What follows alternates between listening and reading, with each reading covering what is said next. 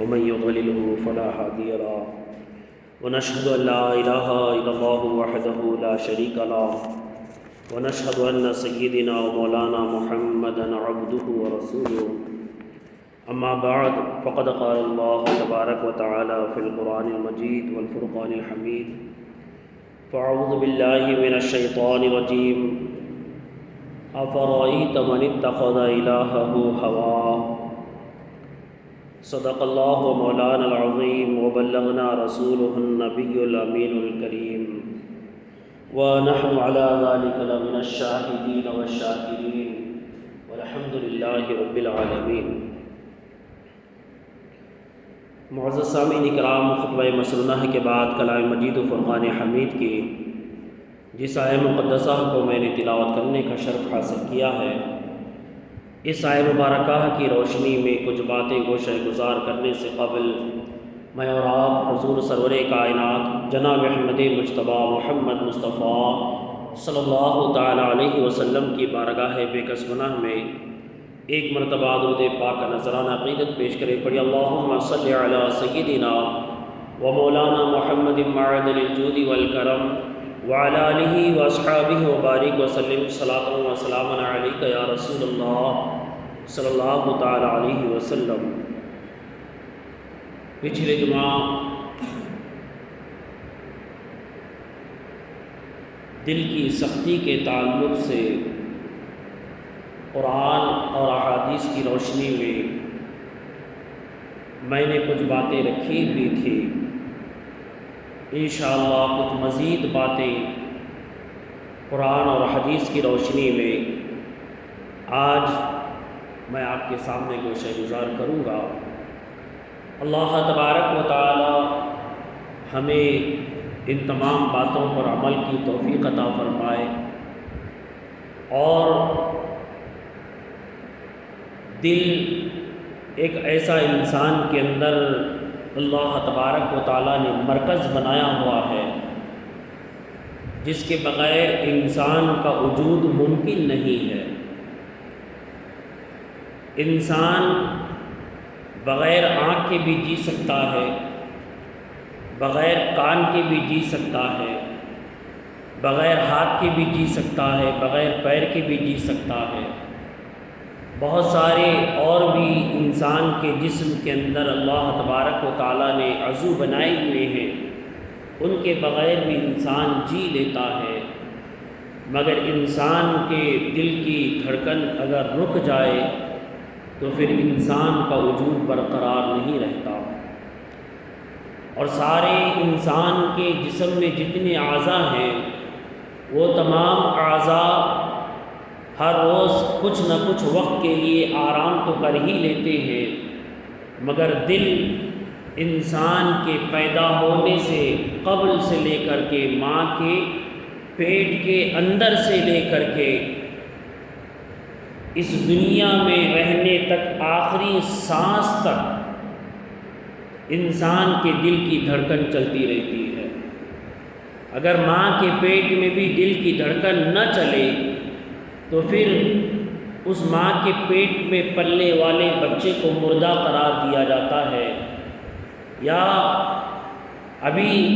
ابلنے کے حالت میں ہے اور دل کی دھڑکن نہیں بن رہی ہے تو پھر اس کو بھی جان کا خطرہ تصور کیا جاتا ہے۔ تو الغرض انسان کا وجود ماں کے پیٹ میں دل کی دھڑکن سے شروع ہوتا ہے اور دنیا میں آنے کے بعد اس کی آخری سانس تک اس کا دل دھڑکتا رہتا ہے، اور جب تک وہ دل اس کا دھڑک رہا ہے، اس کی سانسیں چل رہی ہیں، جب تک وہ زندہ ہے، اگر اس کا دل رک جائے تو پھر اس پر موت طاری ہو جاتی ہے، چاہے وہ ماں کے پیٹ میں ہو، چاہے اس دنیا میں آنے کے بعد ہو۔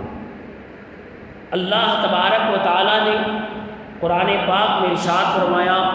الذین آمنوا وتطمئن قلوبهم بذکر اللہ الا بذکر اللہ تطمئن القلوب۔ آج ہم کسی کو پوچھیں تو الا ماشاء اللہ کو یہ کہتے ہیں کہ ہم سکون میں ہیں، ہماری زندگی بہت اچھی ہے۔ غریب یہ تصور کرتا ہے کہ میں غربت کی وجہ سے پریشان ہوں، اور یہ سوچتا ہے کہ امیر آدمی بہت سکون میں ہوگا، مگر امیر کو جب پوچھا جائے تو اس کی اپنی پریشانیاں ہیں، اس کو اپنی تکلیفیں ہیں، اس کو اپنی دقتیں ہیں، اس کے اندر بھی کہیں سکون میسر نہیں آتا ہے۔ کیوں؟ اس لیے کہ اللہ تبارک و تعالیٰ نے قرآن پاک میں صاف ارشاد فرمایا کہ اگر تم چاہتے ہو کہ تمہارے دلوں کو اطمینان و سکون آئے تو اللہ تبارک و تعالیٰ فرماتا ہے الا بذکر اللہ تطمئن القلوب، اگر تمہیں سکون چاہیے، دلوں کا اطمینان چاہیے، تو اللہ تبارک و تعالیٰ نے اس سکون اور اطمینان کو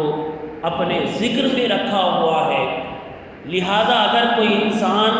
غریب سے غریب تر بھی ہو اور وہ اللہ کے ذکر میں رہتا ہے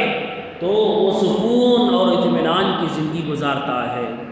اور اگر کوئی امیر سے امیر ترین بھی آدمی ہو، اگر وہ بھی اللہ کے ذکر میں ہے تو یقیناً وہ سکون و اطمینان والی زندگی گزارتا ہے۔ یہی وجہ ہے کہ ہم جب اسلاف یا اولیاء اکرام کی زندگی کا مطالعہ کرتے ہیں، پڑھتے ہیں، تو پتہ چلتا ہے کہ کچھ لوگوں نے اپنی بادشاہت کو چھوڑ دیا، اپنی حکومتوں کو چھوڑ دیا، وہ اللہ کے ذکر میں جب مشغول ہو گئے تو ان کو جو بادشاہت میں کبھی سکون میسر نہیں آیا، حکومت میں کبھی سکون میسر نہیں آیا، دولت و جاہ ہونے کے باوجود، طاقت ہونے کے باوجود جو سکون میسر نہیں آیا، وہ اللہ کے ذکر میں آ گیا، ان کے دلوں کو سکون و اطمینان آ گیا، تو انہوں نے اس بات کو جان لیا کہ اللہ نے جو سکون و اطمینان اپنے ذکر میں رکھا ہوا ہے، نہ وہ کسی دنیا کی دولت میں ہے، نہ کسی دنیا کے عیش و آرام میں ہے، نہ دنیا کی کسی طاقت میں ہے، نہ دنیا کی کسی حکومت میں ہے، کہ انسان کو ایسا سکون و اطمینان جو صرف اور صرف اللہ کے ذکر میں ملتا ہے۔ اور ہم اولیاء اکرام کو دیکھیں، نہ ان کے پاس کوئی جائیداد تھی، نہ مال و دولت، نہ کوئی فوج، کوئی نہ لشکر۔ ہزاروں سال بھی گزرنے کے بعد اولیاء اکرام پر لوگ جان فدا کرنے والے ہیں۔ ان کی زندگی کا مطالعہ کریں تو پتہ چلتا ہے کہ وہ کبھی بھوکے پیاسے رہ جاتے تھے، کبھی کھانے کو میسر نہیں آتا تھا، کئی دن فاقے میں بیٹھے ہوئے ہیں، اللہ کی یاد میں، ذکر میں، اطمینان میں، سکون کے ساتھ زندگی گزار رہے ہیں۔ جب ان سے کوئی پوچھتا تو الحمدللہ اللہ کا شکر ادا کرتے، تو پتہ چلا جو انسان اللہ کے ذکر میں لگ جاتا ہے اس کے دل کو اللہ تبارک و تعالیٰ سکون و اطمینان عطا کرتا ہے۔ اللہ کے ذکر کو کرنے کے لیے بھی انسان کے دل کے اندر نرماہٹ بھی آنی چاہیے، اور اس کا دل بھی اللہ تبارک و تعالیٰ کی طرف راغب ہونا چاہیے۔ انسان یہ سوچ لے کہ میں سب کچھ کروں گا، میں چاہوں تو یہ بھی کر سکتا ہوں، میں چاہوں تو یہ بھی کر سکتا ہوں، یہ انسان کی غلط فہمی ہے۔ اگر اللہ تبارک و تعالیٰ انسان کو ہدایت نہ دے تو پھر انسان کبھی اس کام کو نہیں کر سکتا، کبھی اس منزل مقصود تک نہیں پہنچ سکتا۔ اور انسان کی ہدایت کے لیے بھی اللہ تبارک و تعالیٰ نے کچھ اصول و ضوابط بنائے ہوئے ہیں، اور اس میں ایک اصول و ضابطہ یہ ہے کہ انسان کے دل میں بھی کوئی لگن ہونی چاہیے، چاہت ہونی چاہیے، تڑپ ہونی چاہیے، انسان کے اندر اس بات کا شوق ہونا چاہیے کہ مجھے نیکی کی طرف مائل ہونا ہے، مجھے اچھائی کی طرف آنا ہے، مجھے رب تبارک و تعالیٰ کے ذکر و اذکار کی طرف آنا ہے۔ اگر انسان کے دل میں کہیں نہ کہیں یہ بات ہے تو اللہ تبارک و تعالیٰ اس کو ہدایت دیتا ہے، اللہ تبارک و تعالیٰ اس کو راستہ عطا کرتا ہے، اللہ تبارک و تعالیٰ اس کے لیے راہیں کھول دیتا ہے۔ اگر ہم خود ہی نہیں چاہتے ہیں کہ ہم اللہ کے ذکر کرنے والے بن جائیں، ہم خود ہی نہیں چاہتے کہ ہم صحیح راستے پر چلنے والے بنیں، ہم خود ہی نہیں چاہتے کہ ہماری بھلائی کا کوئی راستہ ہو، تو پھر اللہ تبارک و تعالیٰ کی رحمت سے بھی ہم اور آپ دور ہو جاتے ہیں، اور یہ ہماری خود اپنی غلطیوں کی وجہ سے ہم اور آپ خسارے اور نقصان میں چلے جاتے ہیں۔ بہت ساری دل کی سختی کی علامتیں بیان کی گئیں، آج ان کچھ علامتوں میں سے میں کچھ علامتیں آپ کے سامنے رکھوں گا تاکہ ہمیں پتہ چلے کہ وہ علامتیں کہیں ہمارے اندر تو بھی موجود نہیں ہیں جس کی وجہ سے ہمارے دل سخت ہو چکے ہیں، جس کی وجہ سے ہمارے دلوں سے خوف اٹھ چکا ہے، جس کی وجہ سے ہمارے اندر اللہ تبارک و تعالیٰ کا ذکر و شوق اور ذکر کرنے کا شوق نہیں پیدا ہوتا ہے، ہم نمازیں نہیں پڑھتے ہیں، خدا کی طرف راغب نہیں ہوتے ہیں، تو کہیں نہ کہیں یہ باتیں ہمارے اندر تو نہیں ہیں۔ ہمیں اور آپ کو ان باتوں پر غور کرنے کی ضرورت ہے۔ احادیث پاک کی روشنی میں یہ فرمایا گیا کہ انسان کا دل سخت ہونے کی وجہ یہ بھی ہے کہ بندہ اللہ کے ذکر سے غافل ہو جاتا ہے، اللہ کی یاد سے غافل ہو جاتا ہے۔ جب اللہ تبارک و تعالیٰ کی یاد نہیں کرتا ہے تو ہم اور آپ یہ سمجھ لیں کہ ہم اللہ کو یاد کرنے والے نہیں ہیں،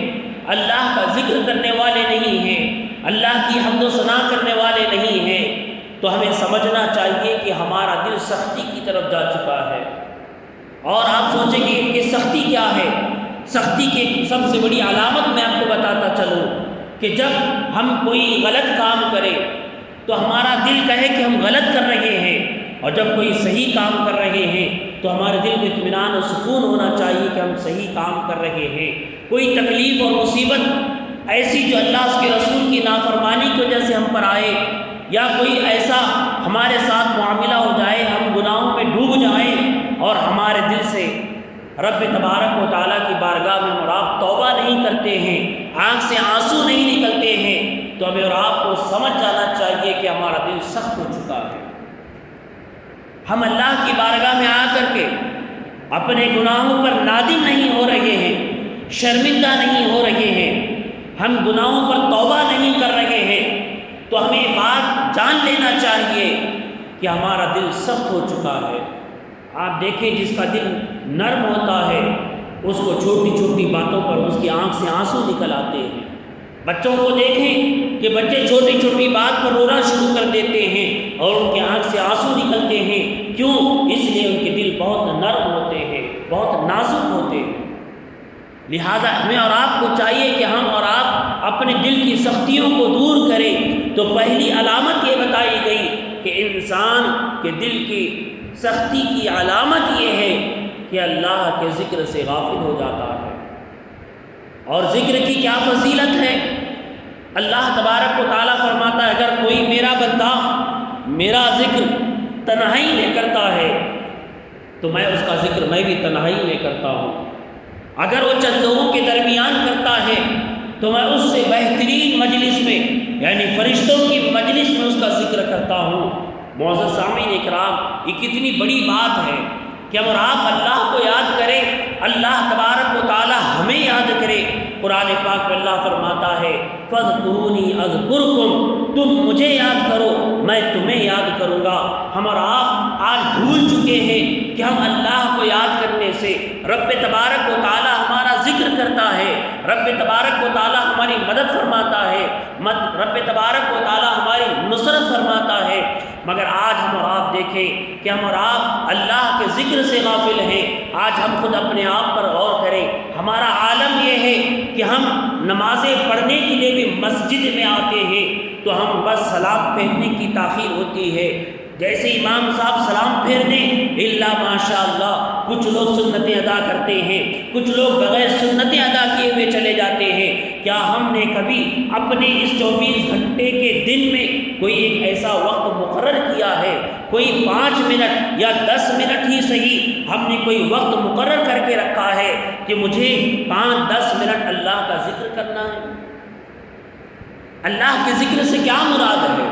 آپ اللہ اللہ کرتے بیٹھے یہ بھی ذکر ہے، سبحان اللہ کہتے بیٹھے یہ بھی ذکر ہے، الحمدللہ کہتے بیٹھے یہ بھی ذکر ہے۔ جو نام آپ کو اللہ کا آتا ہے اس نام کو لے کر کے آپ اللہ اللہ کر کے پکارتے بیٹھے، کسی بھی زبان میں پکارے، یہ اللہ کا ذکر ہے۔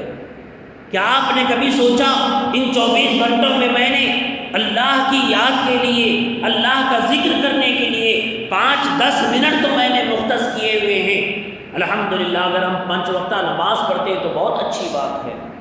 یہ تو ہم پر فرض قرار دیا گیا ہے۔ اگر ہم 5 وقت کی نماز ادا نہیں کر رہے ہیں تو ہم نے تو فرض کو ترک کر دیا، ہم نے تو فرض کو چھوڑ دیا، وہ تو ہم پر گناہ لازم آئے گا۔ مگر سنت رسول یہ ہے کہ آپ اگر ہر نماز کے بعد 33 مرتبہ سبحان اللہ، 33 مرتبہ الحمدللہ، 34 مرتبہ اللہ اکبر کہتے ہیں، جو بڑی مشکل سے 1.5-2 منٹ کا کام ہے، 100 مرتبہ اللہ کا ذکر ہو جاتا ہے، اور ایک ایک لفظ پر اللہ تبارک و تعالی جنت میں ہمارے نام کا درخت لگاتا ہے۔ اگر ہم ہر 5 نمازوں میں 100 مرتبہ اللہ کا ذکر کرتے ہیں تو ہمارے لیے جنت میں ایک دن میں 500 درخت ہمارے نام سے لگائے جاتے ہیں۔ اتنی بڑی نعمت اللہ تبارک و تعالیٰ کی جانب سے ہمیں اور آپ کو ملتی ہے، مگر 1-2 منٹ بھی ہم غور کر کے دیکھیں، کیا یہ 1-2 منٹ بھی بیٹھ کر کے ہم ہر نماز کے بعد اس کا ذکر کرتے ہیں؟ ہم اس ذکر کو بھی نہیں کرتے ہیں، ہم تو بس سلام پھیرنے کی دیر ہے۔ کبھی مشکل آ جائے، پریشانی آ جائے تو اللہ کے بارگاہ میں دعا کرتے ہیں، یقیناً کرنی چاہیے، مگر تصور کریں 24 گھنٹوں میں ہم نے 5-10 منٹ بھی اللہ کو یاد کرنے کے لیے مختص نہیں کیا ہوا ہے۔ آج ہمارے ہاتھ میں موبائل ہے، ہم گھنٹے 2-2 گھنٹے 3-3 گھنٹے موبائل لے کر کے بیٹھ جاتے ہیں، مگر 5-10 منٹ اگر ہمیں ذکر کرنا پڑ جائے تو 5-10 منٹ ہمارے لیے بہت بھاری ہو جاتے ہیں، بہت مشکل ہو جاتے ہیں۔ پھر ہم اور آپ کیسے تصور کر سکتے ہیں کہ ہمارے دلوں کے اندر ایمان نقش کر دیا جائے، ہمارے دلوں کے اندر ایمان ایک بڑی آب و تاب کے ساتھ پھیل جائے، ہمارے خون کے قطرے قطرے میں ایمان بس جائے؟ ہم اور آپ کیسے یہ امید کر سکتے ہیں؟ ہم تو مسلمان بن چکے ہیں، مگر مسلمان کو جو مضبوط بنانے والی چیزیں ہیں، مسلمان عمل سے مضبوط ہوتا ہے، آج ہم اور آپ عمل سے دور ہوتے جا رہے ہیں۔ یہ پہلی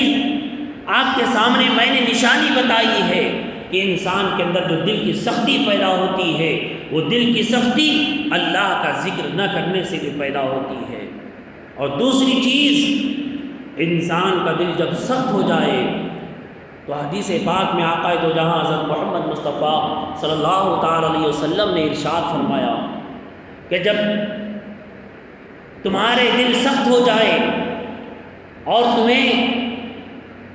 تکلیف کا احساس نہ ہونے لگے، خود کی تکلیف کا احساس ہر انسان کو ہوتا ہے،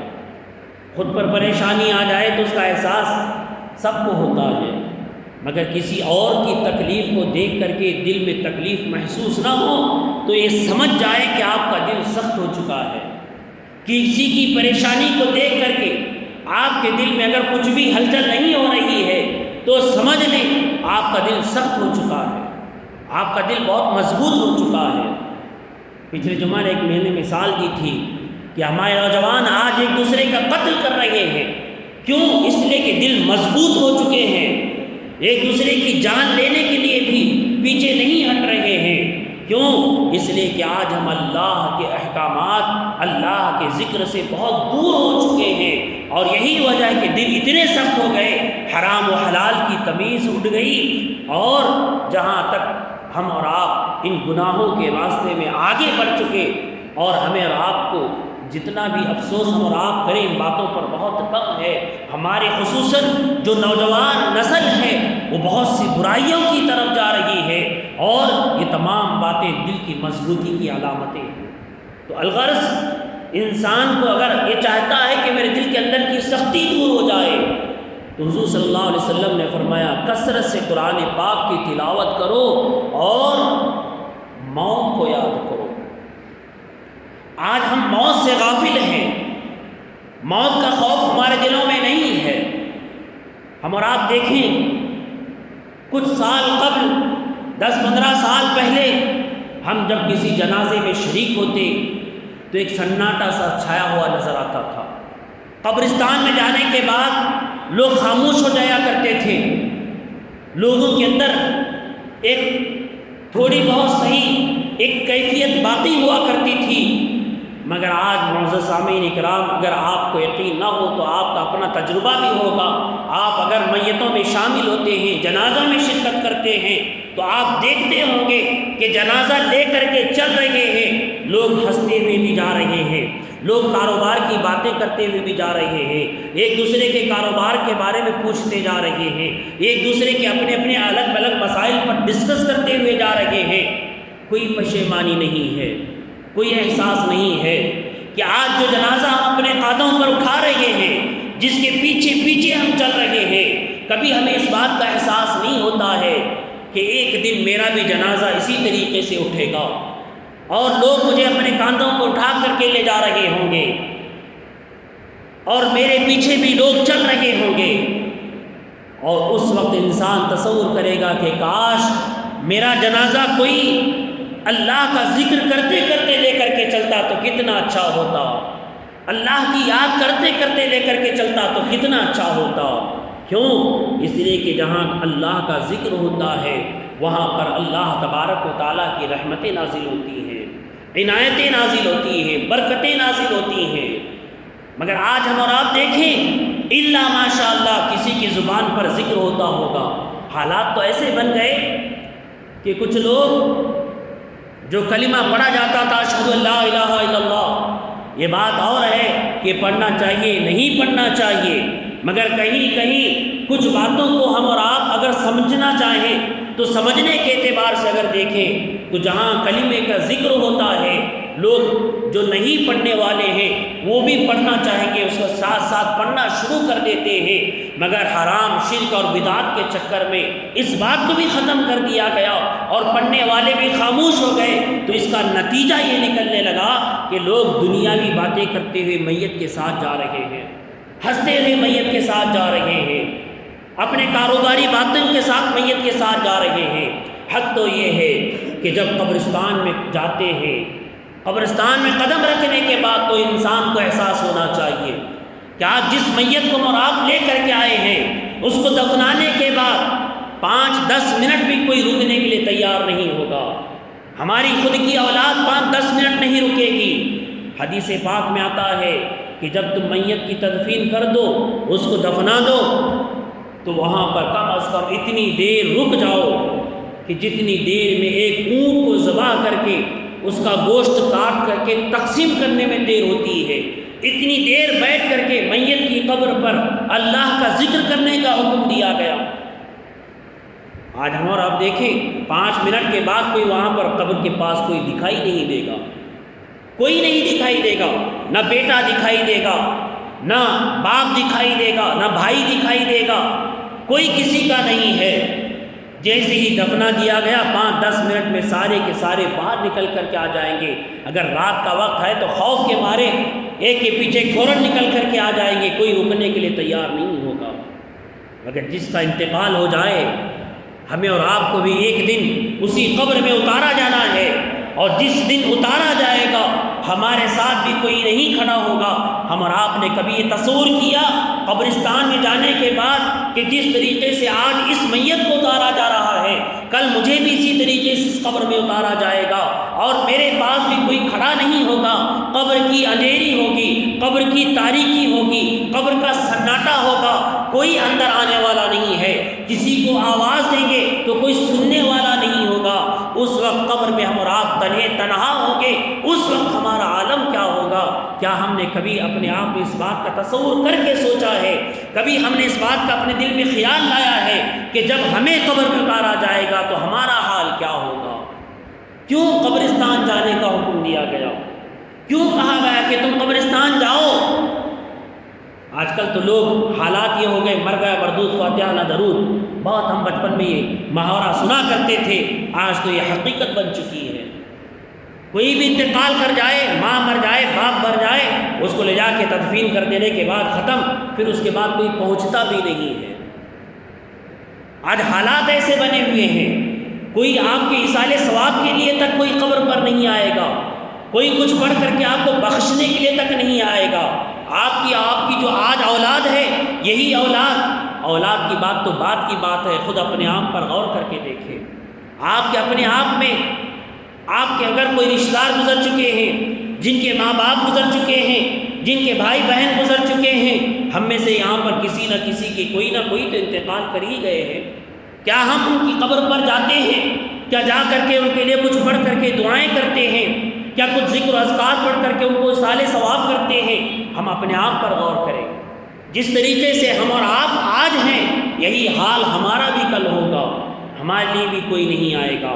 ہمارے لیے بھی کوئی اصال ثواب کرنے والا نہیں ہوگا، کوئی کچھ پڑھنے والا بھی نہیں ہوگا، کیونکہ حالات دن بدن اتنے بد سے بدتر ہو جا رہے ہیں کہ لوگ اب آنے والے وقت میں ایسے لگتا ہے کہ مرنے کے بعد اگر واپس کوئی اس کا بیٹا اس کے اشراق قبر پر جائیں تو اس کو بھی شرک اور بدعت کہہ کر کے وہی بند کرا دیں گے اور اس پر بھی کفر کا کہیں فتویٰ نہ لگا دیا جائے۔ اتنے حالات خراب ہو رہے ہیں، اپنے اعمال کے ہمیں اور آپ کو تیاری کرنے کی ضرورت ہے۔ تو الغرض جب قبرستان میں داخل ہوتے ہیں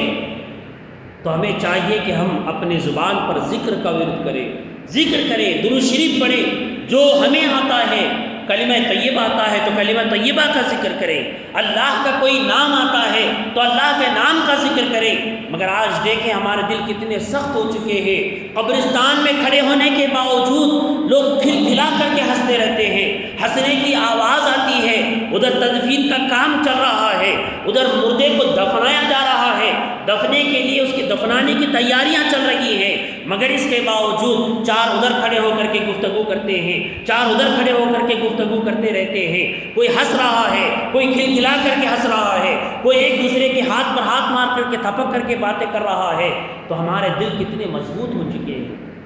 جس جگہ پر ہمیں جا کر کے عبرت حاصل کرنا چاہیے تھا، جس جگہ پر جا کر کے ہمیں اور آپ کو سبق حاصل کرنا چاہیے تھا، وہاں پر جانے کے بعد بھی آج ہمارے دلوں میں احساس نہیں ہے کہ ہمیں مر کر کے ایک دن ایسی جگہ پر آنا ہے۔ ہمارے دلوں سے احساس ختم ہو چکا ہے۔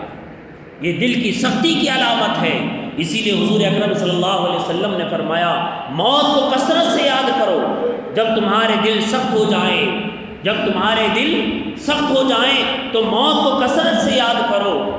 تمہارے دل پھر موم کی طرح نرم ہو جائیں گے۔ ہم اور آپ دیکھیں اگر کوئی بیمار ہو جائے تو اس کی ساری اکڑ نکل جاتی ہے۔ جب وہ بیمار نہیں ہوتا، مضبوط ہوتا ہے، طاقتور ہوتا ہے، پہلوان بنا ہوا ہوتا ہے، اس کی زبان بھی بڑی تیز چلتی ہے، اس کے ہاتھ بھی بڑے تیز چلتے ہیں، وہ جو چاہتا ہے کہ ہر کسی کو کچھ نہ کچھ بولتا رہتا ہے، مگر جو ہی بیمار ہو جاتا ہے خود کے لیے بولنے کے لیے آواز نہیں نکلتی ہے، خود کے لیے بتانے کے لیے اس کے پاس الفاظ نہیں ہوا کرتے ہیں، ساری اکڑ دھری کی دھری رہ جاتی ہے۔ بیمار پڑنے کے بعد ساری اکڑ اس کی ختم ہو جاتی ہے۔ تو انسان کے اندر جب کمزوری آتی ہے تب انسان کے اندر نرماہٹ بھی آ جاتی ہے، اس کے اندر نرمی داخل ہو جاتی ہے۔ اسی لیے ہمیں اور آپ کو چاہیے کہ ہم اور آپ موت کو کثرت سے یاد کریں تاکہ ہمارے دل جو سخت ہو چکے ہیں وہ موم کی طرح نرم ہو جائے۔ اور اللہ تبارک و تعالیٰ سخت دلوں کو نہیں پسند فرماتا بلکہ نرم دلوں کو پسند فرماتا ہے۔ جو سخت دل ہیں اللہ تبارک و تعالیٰ کو ناپسند فرماتا ہے۔ عاجزی و انکساری کرنا یہ انسان کو شوبہ دیتا ہے۔ انسان کے اندر اللہ تبارک و تعالیٰ نے اکڑ و گھمنڈ کو پسند نہیں فرمایا۔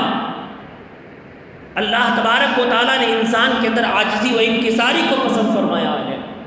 ہم تمام انبیاء کرام کی زندگیوں کا مطالعہ کریں،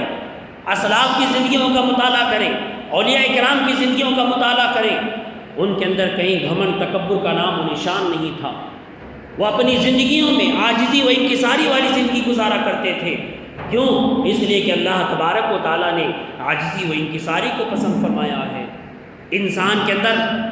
سختی آنے کی ایک وجہ یہ بھی ہے کہ انسان کے اندر گھمنڈ اور تکبر آ جائے تو اللہ تبارک و تعالیٰ اس گھمنڈ اور تکبر کو پسند نہیں فرماتا۔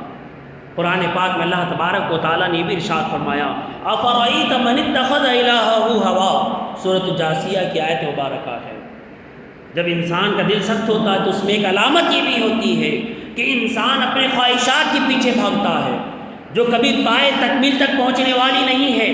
جو خواہشات کبھی پوری ہونے والی نہیں ہے۔ انسان کی حدیث پاک میں آتا ہے، ایک ہی حدیث میں بتا کر کے اپنی گفتگو کے اختتام کی طرف لے چلوں۔ حضور اکرم صلی اللہ علیہ وسلم نے فرمایا، حدیث پاک کا مفہوم ہے، اگر انسان کے پاس ایک سونے کا پہاڑ آ جائے تو پھر دوسرے سونے کے پہاڑ کی خواہش کرے گا،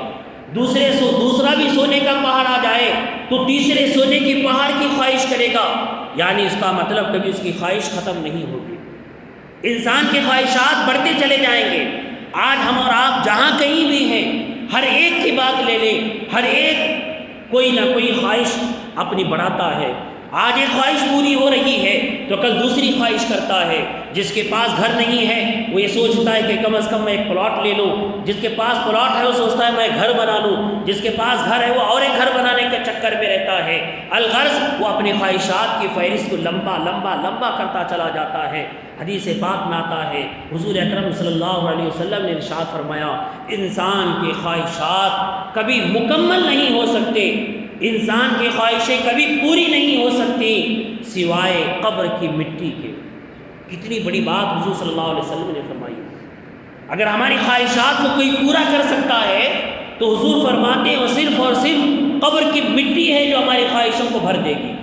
ہماری خواہشوں کی تکمیل کر دے گی۔ ہمیں اور آپ کو چاہیے کہ ہم خواہشوں کے غلام نہ بنیں، اللہ نے جو ہمیں عطا کیا ہے اس پر اللہ کا شکر ادا کرتے ہوئے اللہ تبارک و تعالیٰ کی حمد و ثنا کرنے والے بنے، اور اپنے روز مرہ کے معمولات میں، اپنے روز کی زندگی میں غور و فکر کریں کہ ہم اللہ کو کتنا یاد کر رہے ہیں۔ ابھی بہت ساری علامتیں ہیں، بہت ساری باتیں ہیں، انشاءاللہ پھر اگلے جمعہ میں رکھوں گا۔ آج میں نے 2-3 باتیں آپ کے سامنے رکھی ہیں جو دل کو سختی کی علامتیں ہیں۔ اگر یہ 3 باتیں بھی آپ اپنے ذہن و فکر میں بٹھا لیں